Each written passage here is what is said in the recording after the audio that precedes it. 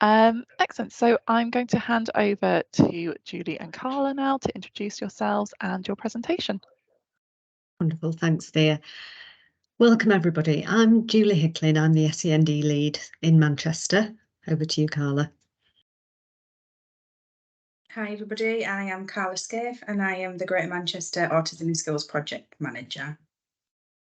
Great. So we're just going to be taking you through our experiences of working collaboratively, working with parent carer forums, local authorities and other partners around the Greater Manchester Autism in Schools project. And you'll see all of these logos are from the first partners from phase 1 back in 2021-22 of the Greater Manchester work, where we were trialling with 4 local authority areas and 4 PCFs in Manchester, Oldham, Rochdale and Wigan, and with our partners in Greater Manchester Health and Social Care and Greater Manchester Combined Authority. So over to Carla to give us a bit of the history of the programme. So obviously, as you'll realise from our little chat about the North East there, I am from the North East in Cumbria, and that is where we held our Autism in Schools pilot project way back in 2018. My local area is Darlington, and that's in the Tees Valley, and it's where the project began based on our high use of Tier 4 beds. First and foremost, I am a mum, and I'm a mum of 3 young ladies, and 2 of them have a diagnosis of autism and ADHD, and my middle daughter, Maisie in the middle, has just been put on the pathway at 14. So I think we're heading for a full house, which is unsurprisingly, considering at the age of 34, I was also diagnosed as being neurodiverse. So we obviously were the pilot project here in the North East in Cumbria, and I was able to use some of the learning from that when we began the Autism in Schools project in Greater Manchester. We obviously, the Autism in Schools project nationally has core values and principles which we adhere to, and that's around to ensuring that autistic and neurodiverse young people and children get the right support and reach their potential, to use the voices and experiences of children, young people and their families to improve services and support. And I always say the co-production element in our Greater Manchester project is the absolute jewel in our crown. We could not do it without it. And it's to understand and improve the acceptance of autism and neurodiversity within schools and the wider society. This is about a whole community approach to acceptance for me. Thank you. Thanks, Carla. And next slide, please, Thea. And it's great to see you here, Lorraine, because this programme is funded by National Health Service. So, and as Carla said, it was about reducing young people getting into crisis because their needs weren't being picked up and their needs weren't being met in mainstream schools and other mainstream services. So what we wanted to show is our progress. We're certainly not there yet. We're 2.5 years in or so, but I think we've already, as we'll show at the end, we've already got lots of impact, and it's because we're working in partnership, parent carer forums, young people, working with local authorities, schools and other services. So we started out as 4 areas as a sort of trial and learn programme, and very quickly showed that there is benefit of this being a whole Greater Manchester programme. We had lots of mobility, lots of travel to learn, travelling across borders to school, to work, to health services. So it makes sense that it's across the whole of Greater Manchester, which we've now got. And we are working across a whole range of schools, primary schools, secondary schools, and in some cases special schools. Certainly in Manchester we wanted to involve one of our SEMH specialist schools because young people with social emotional mental health needs often have dual diagnoses, and that was the case with one of the schools in our area, and we're making really good progress in there and the young people are really benefiting. So as Carla says, parent carer forums, they are our strategic partners and they are leading on the project in every one of the areas. And We have set up parent groups in every school. That is a key part of the programme, that every school has a parent group. How they choose to meet differs from school to school, but it's, you know, a school can't join unless they're prepared to have a parent group facilitated by parent forums running.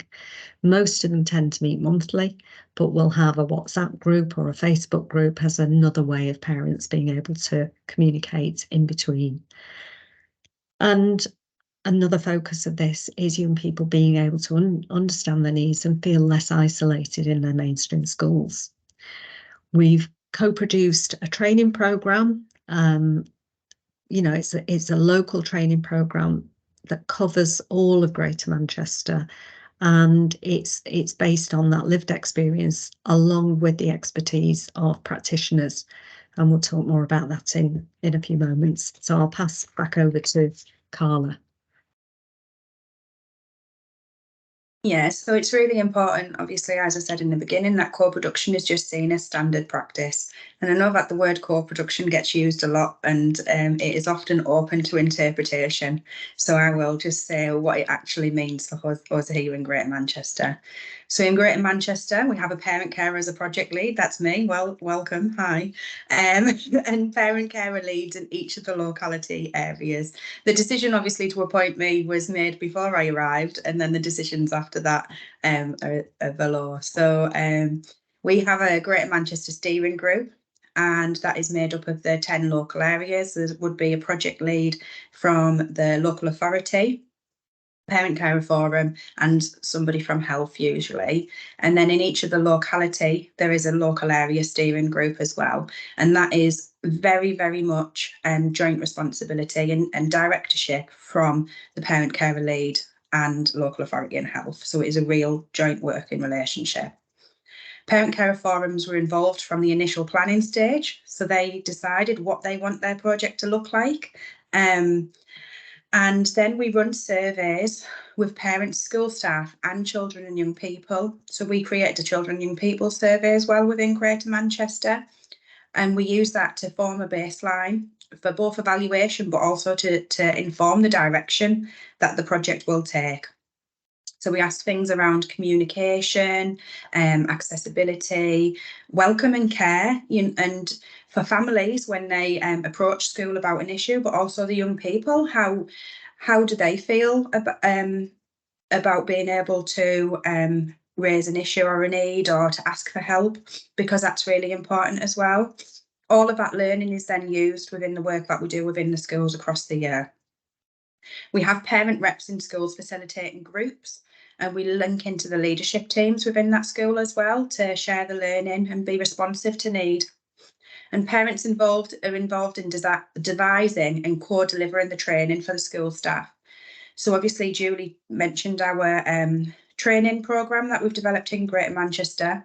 We had a group of different groups for each module. So we've got 5 modules, and it was co-produced with different people across the board, pan locality. And we had children and young people's voice in that, parent carers, and a multitude of different professionals, from educational psychologists to advisory teachers, speech and language therapists. And our preferred delivery model for that is face-to-face at a locality level with a person with lived experience. So that is usually one of our parent carer forum reps or another person. In each locality it differs. There's parent carer reps on the GM steering group to monitor the project and to report achievements and risks. And the project grant includes funding for parent carer forums. And I always say this, that I actually believe that we're one workforce, and that actually, if we value our parent carers and the families and children and young people, then they should be valued as part of that workforce as well. And we wouldn't expect anybody to go to work for free unless they choose to. So we understand that some parent carers choose not to be paid, but there is an offer within our project that can and should happen should that family wish. And just to give you examples of who's involved in our multi-agency partnerships, certainly in Manchester, this is the group of people that we have involved. And it's a really enthusiastic group of people who've come together around this. So we have joint leadership with the Parent Carer Forum. We have our schools represented. Sendias is a key partner, and they're able to then share that learning across all of the schools and work with other parents across the city as to what's working and how things can be, how schools can make reasonable adjustments based on some of the learning that we're getting from this programme. Our mental health support team are key partners, and this is a team where it took a little bit of time to get them involved because their mandate was to do specific things, and it didn't necessarily involve this at the beginning. But we've seen over the period of time that they've been working with us that they are now putting staff on specialist autism training programs. They are recruiting people specifically to work on this program, and it's making change in the schools that they're working in. It's meaning that they have greater capabilities to work with young people who are autistic or neurodiverse, and it's training up other people within our Thrive workforce. Speech and language therapists, occupational therapists are key to this, bringing in their specialist expertise, as are education psychologists. Our designated clinical officer is feeding into this. We have school outreach leads who are involved in delivering some of the training. And then, because this is about the whole person, it's not just about schools, we're also involving short breaks, local offer team, and others in our local authority SEND team. So what we're going to show now is some examples of activities across some of the 4 localities. Thanks, Carla. And I'll just start by saying we could never ever capture within these slides the absolute great and varied work that goes on within each of the localities, because absolutely right that each of the localities do things a little bit differently because the demographics of their area are completely different, and the schools that they're working into is as well. Now, over in Rochdale, we've got Jackie in the picture there laughing her head off because she absolutely adores crafts, because she's that way inclined, and I am certainly not. But Jackie, in some of the skills that she goes into at Rochdale, they have a high percentage of English as an additional language, and found that there needed to be some group work to break down a bit the barriers and open communication, rather than just starting from scratch trying to ask people what they wanted and needed. There needed to be that background work, and what that meant was that in Rochdale, they had a few craft sessions first, and they made sensory boxes for the kids. And they also produced some artwork as well that's now up in the walls of the school, and the children and young people were able to see what the parents had made, and it became a bit of a talking point, really. We do have a lovely video that I would have liked to share as well of some young people going home and seeing what mum had made at school that day to help them at home. So the school sessions are co-facilitated between parent carer leads and the practitioners.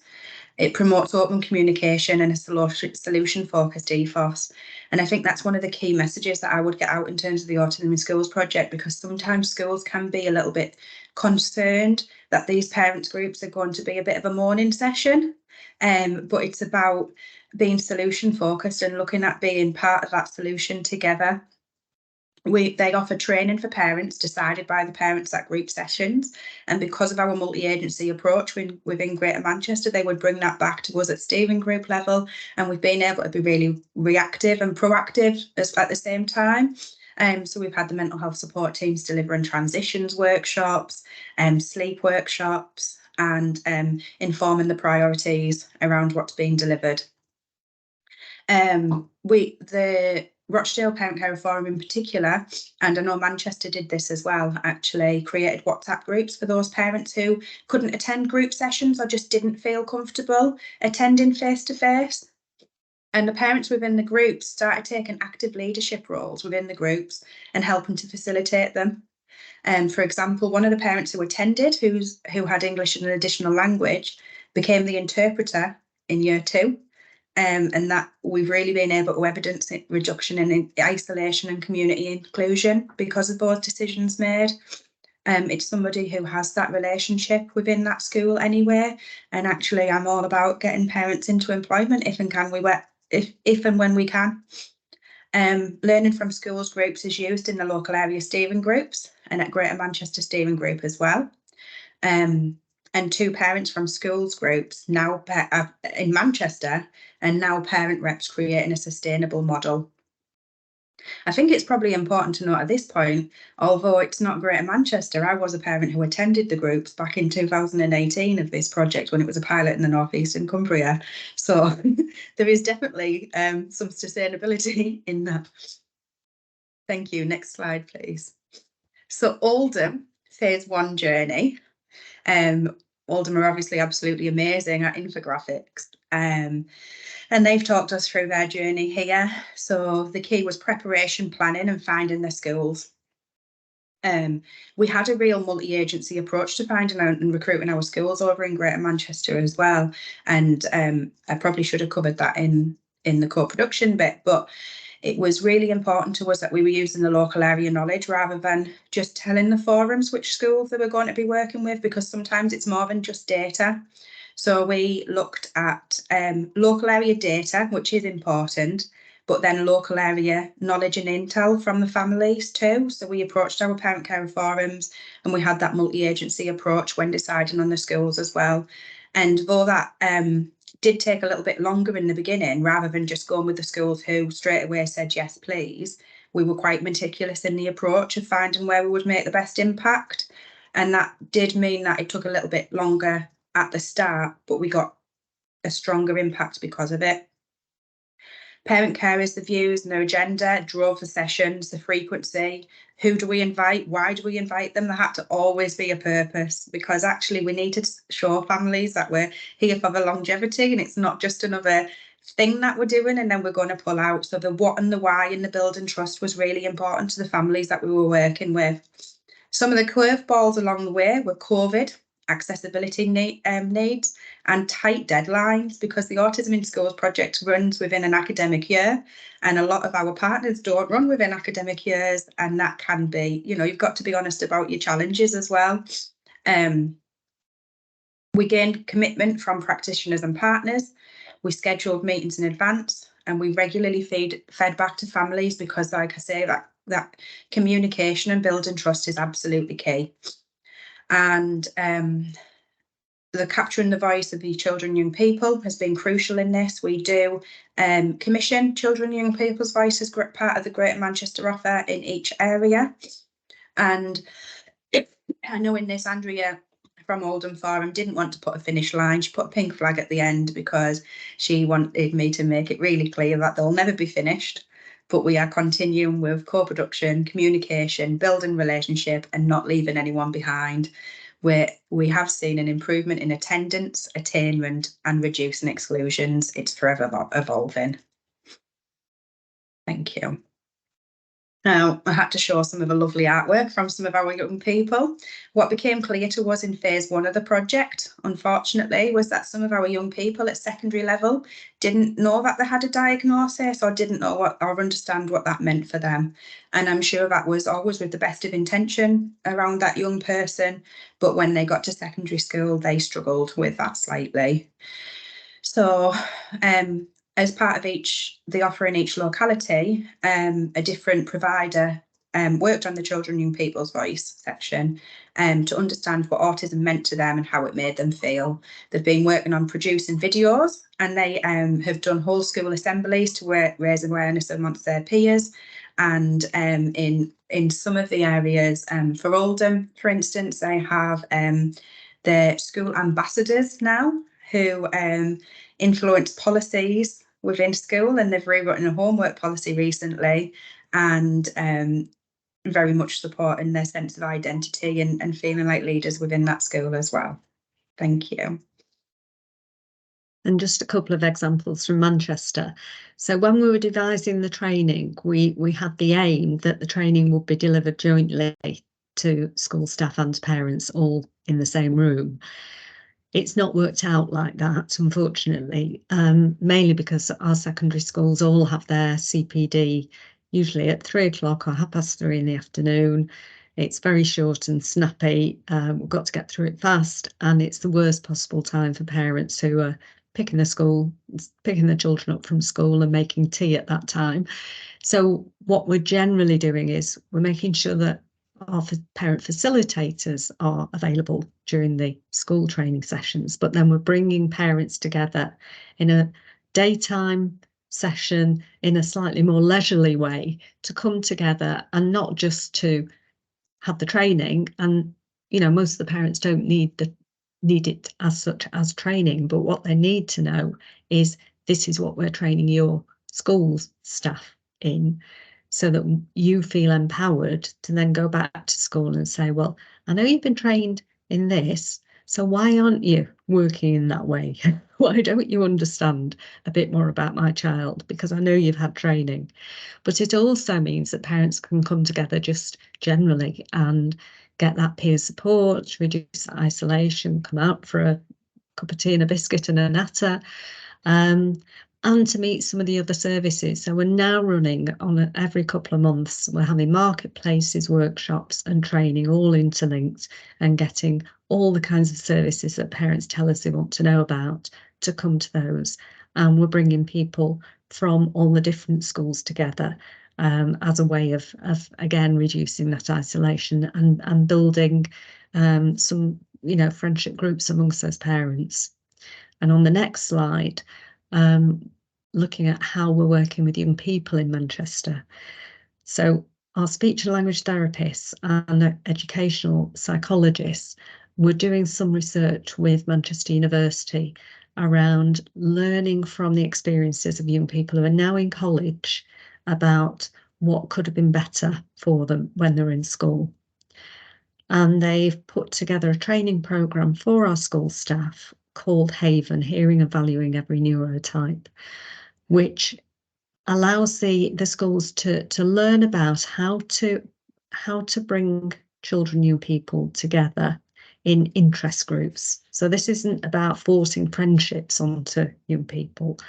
It's finding out what young people are interested in, basing the group around those interests, which then allows the young people to perhaps have some downtime, chill a little bit while they're doing something they enjoy, and gain a peer group that understand the same sorts of issues that they're going through, and allows them to have teachers or teaching assistants who they can talk to about some of the difficulties that they might be experiencing. But equally, they might just go there to have fun. It's working really well in those schools that have adopted it, and we're now using this in primary as well as secondary. And the primary children, when told that this group was only for a short period, wrote to their head teacher and said, no, it's got to carry on, we love it so much. So we're hoping that this will, go across Manchester, not just in those schools that we're working in currently for autism in schools. So back over to Carla. Thank you.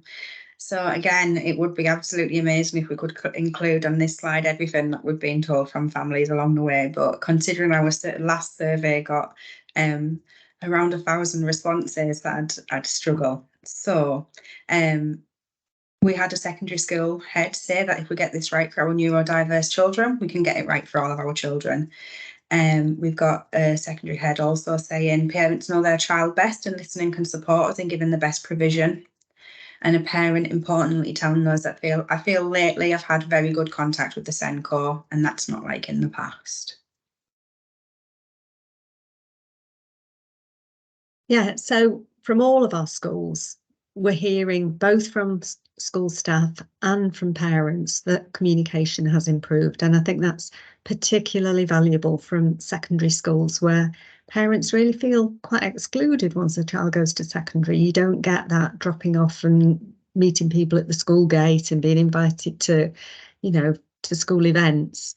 So it's certainly allowing that informal communication as well as the formal communication, and parents feeling if they might not want to make an actual complaint, but being able to come into a group that meets monthly in school and being able to just say, oh, there's something that, you know, seems to be happening and it could be better. Is there anything that we could do together to work on this? You know, it's a different kind of conversation that's really paying dividends.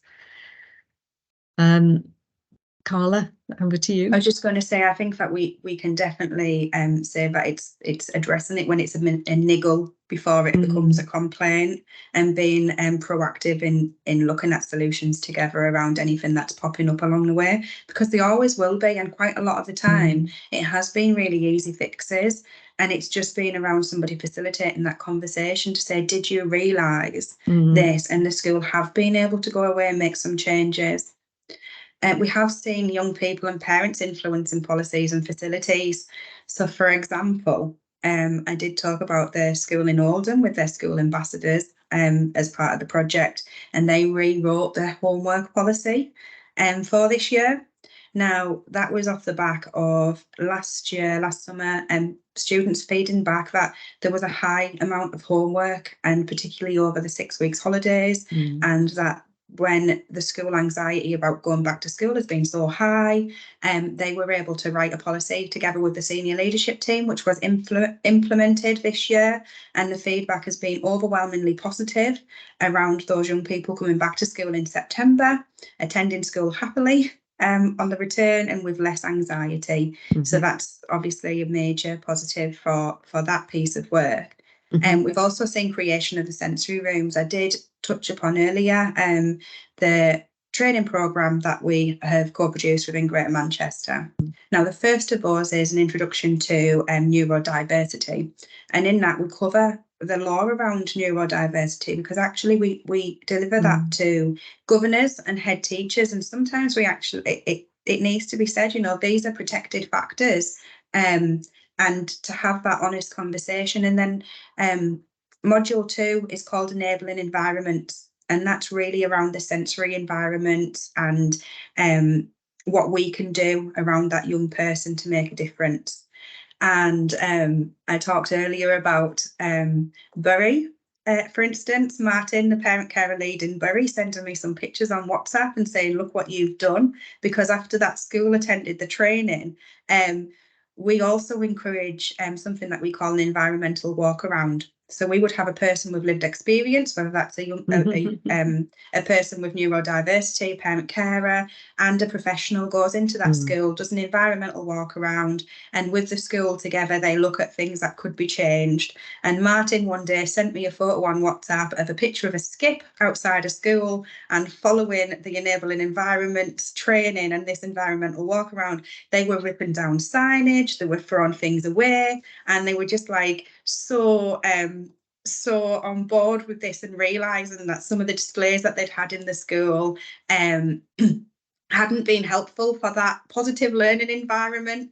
And they will say, like, it's made such a difference around that sitting down, ready for work, not being distracted, something that I can very much relate to. And we also have 2 schools in Stockport who, following the enabling environments training, have set up sensory spaces within their schools. And what I will say for that is it's amazing the impact that has been made with such a small budget, because each school only got £1,000 to be able to influence those changes, but they were able to, because they'd done the training and they had the suggestions from the walk around, make big changes with quite a small amount. It wasn't just a generic buy-in loads of fidget toys. It was quite just bespoke because of the learning that they'd had. So we've seen that peer support has meant that parents are feeling less isolated. We know that families are saying that. We have also seen young people having that peer group, feel in a more relaxed environment. We have also seen an increase in sibling relationships, and that's something that's really important to me. But we've had siblings explaining that the peer acceptance within school and the raising the profile of neurodiversity and the change in the culture has meant that they don't feel embarrassed of their sibling, or that they don't feel, importantly, like they need to look after them while they're at school as well, because they know that that's getting done now and more people are understanding their needs. And that obviously has a huge impact in the whole family life as well. Yeah, the parent coffee mornings that we're running in the schools are a fantastic way of both parents getting together and finding common interests. So I was at a coffee morning last week, specifically for New Year 7 parents. So, you know, the first meeting in the school after their children had started this September. And what we found was that some of the parents also had young people in Year 11 and were really concerned about that next step. So what we're committed to now is we'll do a session on post-16 because that's obviously an area that families need to know more about to lessen their anxiety and to open up the, you know, the what's possible in post-16. We're also seeing that short breaks is an area that families don't seem to know very much about, parents of mainstream young people.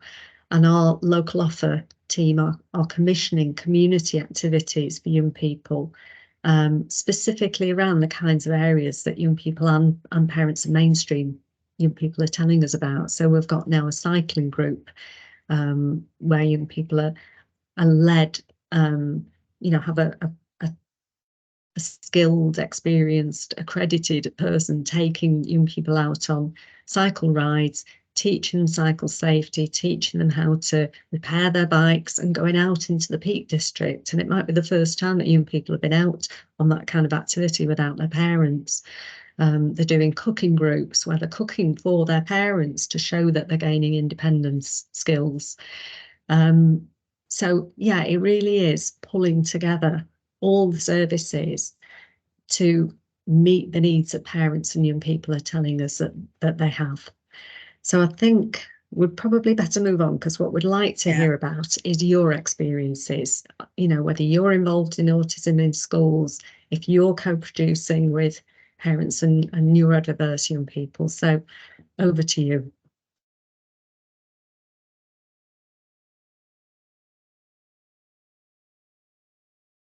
And thank you, Jess, for your comments.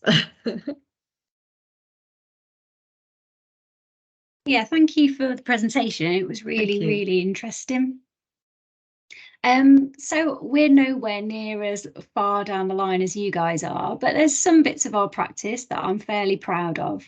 Our most recent project was developing some autism parent mentors. So we do have some coffee mornings that we hold for parents as that kind of networking and allowing services to come in and talk to parents about what they offer. So we do that. And then from those, the idea was born that parents where they have children who are autistic would then support other parents. So we put that into practice last year as a pilot with 4 mentors. And it was really well received. So the mentors themselves felt like it was a really amazing way of kind of giving back. But actually the people that they mentored just felt much less isolated and more able to kind of accept the difficulties that their little young people were having. And as a result, so my role is I manage all of our specialist teachers, I suppose, for Wolverhampton. So we're kind of in that education space. But we've managed to kind of link in with our social care colleagues. And they had parent mentors, parent champions, I think. And we've kind of added our autism parent mentors to that. And then we've got more grander ideas that we'd like some ADHD parent mentors as well. But then part of me thinks, should we not just have some neurodiverse parent mentors and not really make the difference? But yeah, so we're very much kind of on that journey of thinking about how we can really bring parents into the solutions for our young people and it not feel like the solutions are just coming from school or health, that actually we're kind of holistically working together to improve things. That sounds brilliant. Thank you, Sarah. And you're absolutely right. Parents often come up with far better and far cheaper solutions than the local authorities think of. So that's brilliant. Yeah, over to you, Diana. Yes, so I work with RAIN in the National SEND NHS England SEND team, but I'm also in Brighton Hove as part of the Parent Carer Forum there, and I'm a parent myself. And what's strange, because I've been in the Parent Carer Forum world for a long time, and I think we didn't do the autism in schools in Brighton Hove, so we didn't have experience of it. But there's been endless talk I've had with schools around wanting to set up parent groups and what can we do better, and that fear of the parent group, you know, being one of the things. So all the things you've talked about very much resonate with the experience I've had. I think for me, the big message from this is the resourcing of the parent carer forums and parent carers to make this happen, because otherwise it becomes very dependent on individual people who have the drive to do it, and then it falls apart when they leave. And so it's kind of having that overall support and that joined up thinking between, because the schools want to do it and the parents want to do it and everyone wants to do it, but it's kind of, there's not the resource there to make it happen. And I think you're quite right, you know, putting a lot of it in the hands of families. I suppose my only sort of question really is how successful are you being? I mean, I know there were things you said about the WhatsApp and sort of sharing learning, but those families who perhaps engage less, and those children who, is there a lot of thought being put to make sure that it really includes everyone? Because I know that's the aim. I just wondered what the challenge has been around that, and is that working well in your experience? Do you want to start, Carla, or do you want me to? I can start, and we can probably both offer some. I think it's fair to say that we won't ever reach everybody, and I'm never ever going to think that we're done. But at the forefront of my mind is always parents with obviously English as additional language, accessibility needs, those parents who work actually, because and actually sometimes, because I know as a parent carer myself, it would feel like the worst thing in the world for me now to attend a parent group where I felt like it was just going to be negative. So we have done a lot around managing the communication and setting the expectation of what this is and what it'll be like. We do work with the schools really closely to make sure that it's promoted well enough. We also have, so in terms, there will be parents who won't ever come to the drop-in sessions, and that's fine. We have QR codes on posters around the playgrounds at our primary schools, and they're sent out via links on text messaging to any parents who can't attend the sessions or who don't want to. There is, in some areas, Facebook pages specific to the project. There's WhatsApp groups. So though I would say we're not done with that, we're ever evolving, and we're taking the learning as we go about if people didn't attend, why did they not attend? We've been attending parents' evenings and sending 4 days. So I feel like we're doing what we can, but we could always do more. Yeah, and offering that sort of one-to-one communication through the parent forum. If a parent doesn't want to come to a group, they can still access the support of the forum. Newsletter is another way that we're developing newsletters. Some people may just want information, they might not want to discuss things. So we're just trying everything, but we've not reached everybody yet. We're still trying. Got another hand up, and I'm very aware that if we just take one more question, and then we'll finish. Yes. Yeah, Claire. Hello. It's really, really interesting to listen to everything you've been doing. So really great. And I just would probably put you in touch with some colleagues in Norfolk about what we've been doing. Not as anywhere near as developed, but I think that they'd be really interested in talking to you. We've been having autism awareness weeks, and we're very keen to spread that across the year. And also autism ambassadors developing in certain schools in Norfolk as well. So I think they would be really, really useful for some sort of discussion with you guys about what you've been doing from the colleagues in Norfolk that have been involved in what we've been doing, to see if we can take it to the next level. That'd be great. Yeah, I would love to share across different areas. Thank you. I'll just quickly answer your question because I was typing mega fast there, but I'll probably be quicker. So we currently have 64 schools that I would say are actively participating. So they're active in terms of the full offer. However, the training element is now universally available, and we also are starting this year virtual Q&A sessions. So the training is going to be universally available to all schools as recordings. The schools who are involved in the whole project who get the full offer, that's 64 for this year. And we're also going to be hosting Q&A sessions virtually for any schools who access the training who might have questions around so what does this mean for this child or whatever. So more schools can access it, and we're not going to put a cap on that. We're going to just say any and all are welcome. And we're also rolling that out to all of our educational psychology teams. And I should have covered this earlier, but I always think afterwards, we've trained up all of our key workers as well in this. And I'm attending the key worker steering group and they're attending ours. So we're using the learning of when this hasn't gone right and a child has ended up at that crisis point, what went wrong, and that's informing our training offer as well, and what we're delivering virtually throughout the year for schools. I don't have my spreadsheet open, but I can check the split between primary and secondary schools.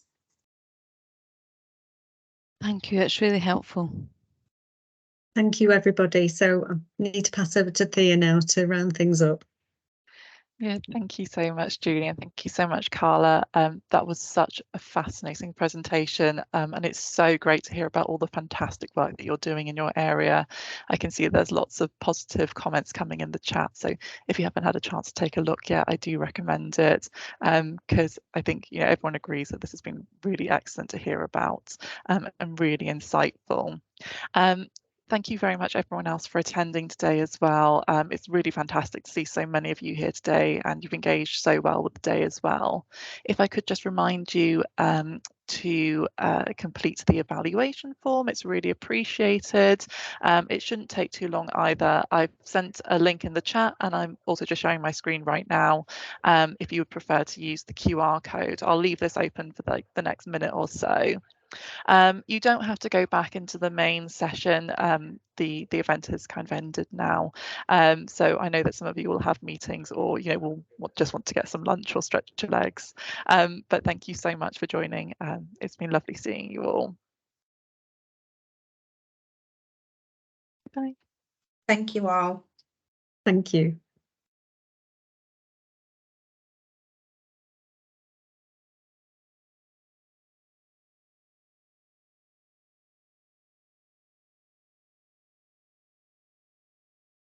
Right. Excellent. I think that's That everything. went Thank better. You so much. Yes. Oh, you're But I absolutely could brilliant. tell you were Carla. The usual Carla. Yeah. That was absolutely brilliant. Excellent. If you like, Can we I just share the speak to- recording of the second one, please? I was about to say, actually, you just reminded me. I'll stop sharing now. I